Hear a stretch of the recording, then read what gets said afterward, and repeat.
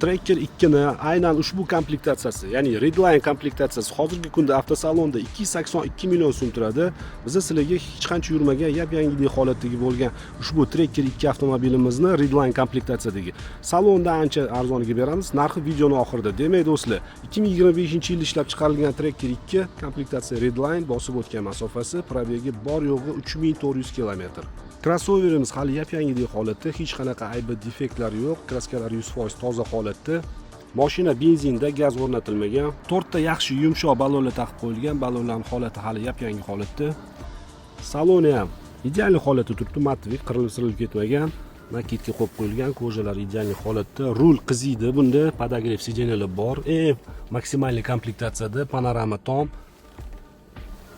Narxiga keladigan bo'lsak, narxi $19,600. Mashina faqat naqd pulga sotiladi. Telefon raqamlarini video opisaniyasida va video kommentariyasida qoldiramiz. Qiziqqan aloqaga chiqinglar, kelinglar, ko'ringlar, baraka qilib olib ketinglar. Manzil Toshkent shahar.